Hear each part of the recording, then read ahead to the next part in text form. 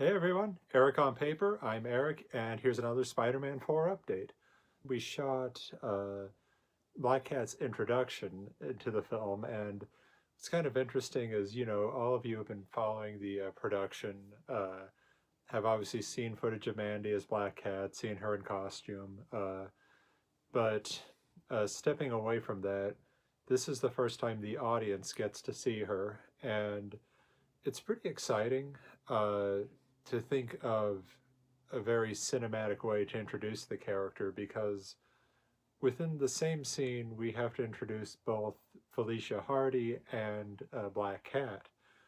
And we decided early on, we had conversations about, so is she going to, when she becomes Black Cat, is she going to put on a wig when she's in that guise? Or does her hair turn white? Or is it always white? And we settled on always white, just because in talking with Mandy, she said that the wig has to be prepped and things like that. And I have never worked with a wig in my life. So I'm just believing everything that they tell me. So when we see her, she's dressed, in businesswoman attire and has a staged run-in with Peter Parker. Of course, she doesn't know he's Spider-Man or anything like that.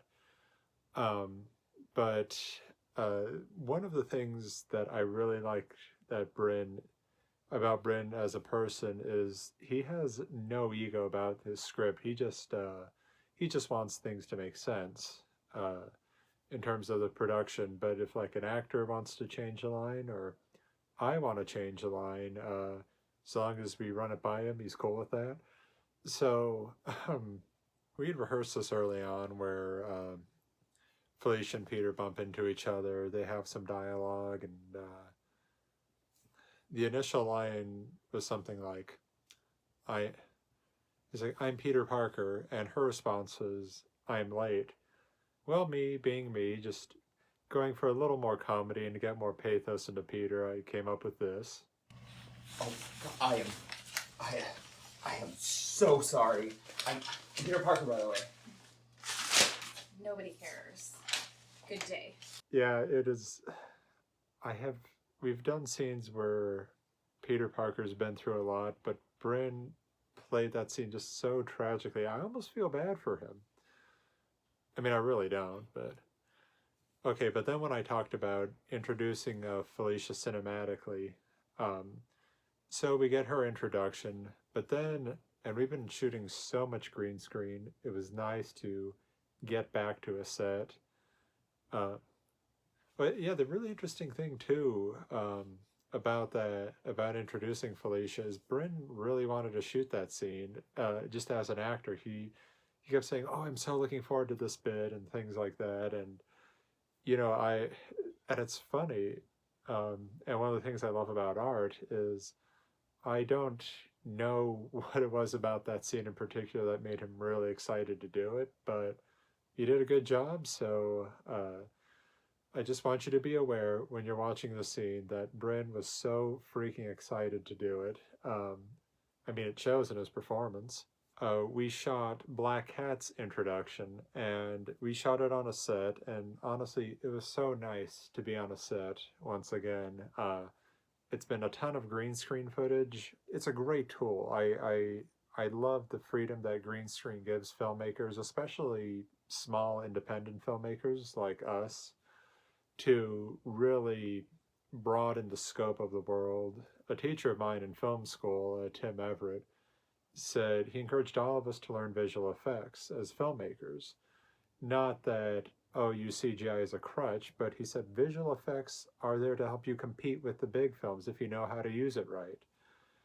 And he taught a lot of things about, just little things to increase production values like sky replacements, building, set extensions, things like that. And of course, you get a bunch of enthusiastic nerds together, and we try to make a whole superhero movie. So when we were shooting Black Cat's introduction, I thought it'd be cool to, get in segments, just give it a bit of a build up with tighter close-ups. And yeah, on set we joked about, okay, are we doing the full Joel Schumacher type close up reveal of the thing where you zoom in on the butt and the nipples, and thankfully we never actually went that route. I mean, we just have her tightening the gauntlet and putting on the mask and stuff like that. Um, there was a funny joke on set since she changes in like a like a cleaning broom closet, and there was a Mr. Clean bottle there. We just joked that Kingpin vets his employees only if they're bald because we see Greg as one of Kingpin's right hand men, and he's bald. Vulture, of course, doesn't have hair either. The only outside hire, Alistair Smythe, has hair. So it's now canonical that Smythe has actually been stealing hair from the Kingpin employees and putting it back on himself. I'm just kidding. Please don't confirm anything. And then we shot the bit that I'm really excited to tell you about, and I bet you are too. If you like these updates, if you want to see more, please like, follow, and subscribe, and you'll be the first to hear any Spider-Man 4 updates, me talk about the production, get behind-the-scenes footage, and all that good stuff. So, we filmed our first action scene, and I was very excited. We put a lot of preparation into it. Nobody got hurt, which is the most important thing. Black Cat is fleeing, having stolen something, I'm not going to tell you what, from Fisk Industries, and Spider-Man is hot on her heels. So when it came to choreographing the action scene, I did the bulk of the choreography. My DP and best friend Daniel Husser did some additional choreography as well. We kind of had a choreography jam session and had Bryn come over too. As the producer, he has to okay everything and make sure we're on the same page. Just to give you a little bit of a background is that I've studied Taekwondo for a number of years and also have a background in Aikido and Kenpo. Daniel has studied judo. He studied judo in high school and he studied wushu for a while. So we come at our fight and our action scenes from differing perspectives and what move works best with what scenario.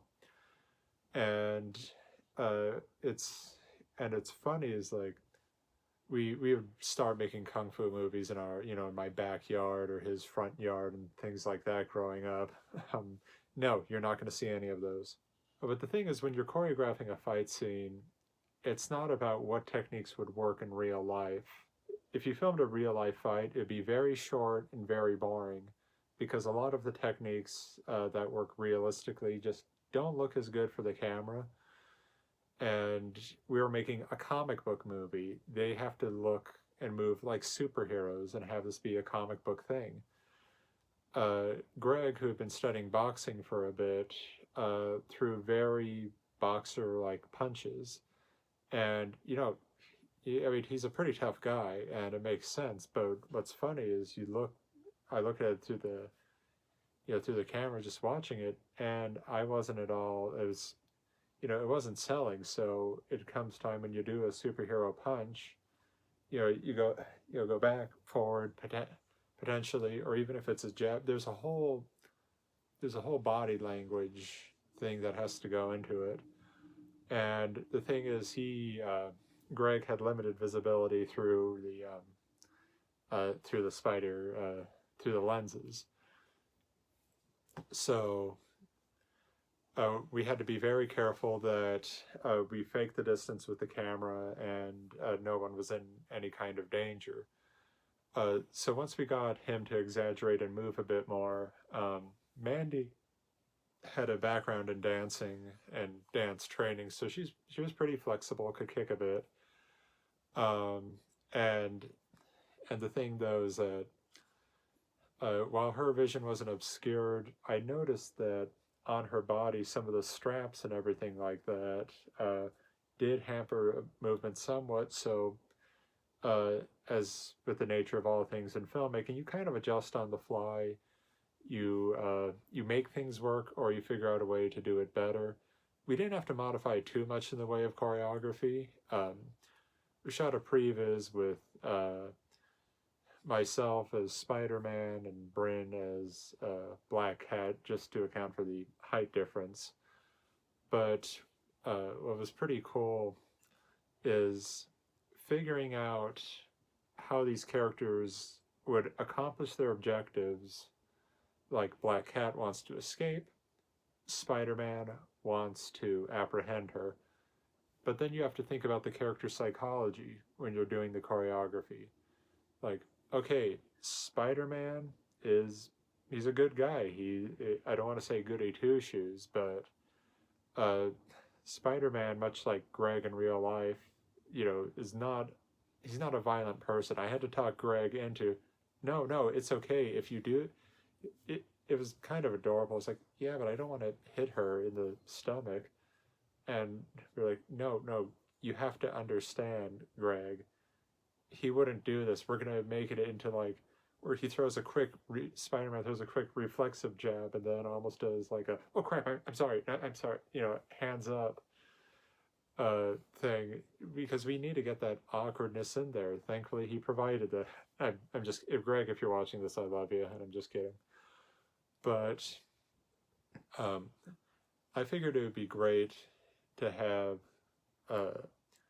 Black Cat start the attack, and she has claws, so she goes in with an overhand strike, and we have we're gonna have the claws in. They're retractable, so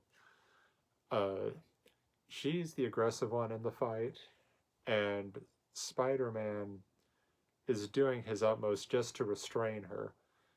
And what's interesting, and we decided to build this into the storyline, is that she gets more attracted to him as he keeps fighting well.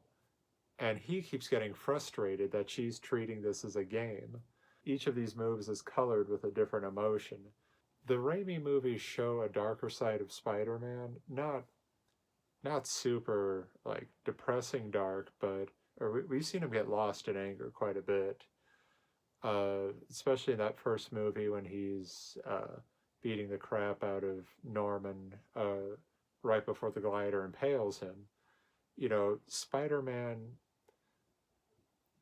even with all of his maturation, does tend to get a little bit heated in conflict, and that's only going to spur Black Hat on to keep fighting him or messing with him. And we needed this encounter to be really memorable and to explain the chemistry that they have down the road. Overall, I really think that it's a pretty cool fight. We shot it with 2 cameras, and when shooting fight scenes, I like to have one locked off camera that shows most of it, because I grew up in cinema during a terrible time when movies like Born Supremacy and stuff would just keep shaking the camera during the fight scene. And I love martial arts movies and fight scenes, and one of the big appeals is I like seeing what the characters are doing. I like seeing the actors doing the techniques. I like to think, oh, what move are they going to do next? And getting in super close and shaking the camera, just to me, if you do it too much, it's just like thinking, okay, so you didn't have enough time to shoot this and are hoping motion blur covers it. So when I'm editing this fight scene, I should say when we're editing this fight scene, I'm going to make sure the audience sees as much of it as possible. That's very important to me. But yeah, we ended that we ended that fight scene pretty well. As I said, it was a good day. No one got hurt, which is the highest priority on any action fight scene. Okay, so going forward, obviously we have a bit more filming to do. Bryn is building sets when time allows, and the cool news is we don't actually have a lot of shooting days left. The finale of the script, as I believe I mentioned in a previous update, we're streamlining it a bit, which means it's going to be a lot easier to shoot. which means we're going to get the movie done much faster than initially anticipated. Um, yes, obvious jokes aside. So, uh, when I talked with Bryn last, he estimated roughly give or take around 15 days of shooting left, not counting pickups or things like that. Like, we have access to Bryn all the time. So if we just need a pickup of Peter walking down the street or, you know, just something if I'm looking over, just any kind of random pickup, we can get. We're not counting that as a main shooting day, and that's just normal in any production. You edit the movie and then you think, oh, okay, oh, we need a shot of somebody pressing a button here or somebody opening a door there, things like that. Um, that's handled by usually second units stuff, but it's a it's a low budget indie superhero movie. We're doing it all ourselves. But yeah, he estimated about that time, and I'm I think I'm gonna do my best to stick to that. Yeah, we're already figuring out what we're doing in October, the rest of October and into November. Overall, really excited with the results that we're getting. It's looking good. I will, of course, keep you all updated, and I'm going to be doing some more Halloween horror drawings.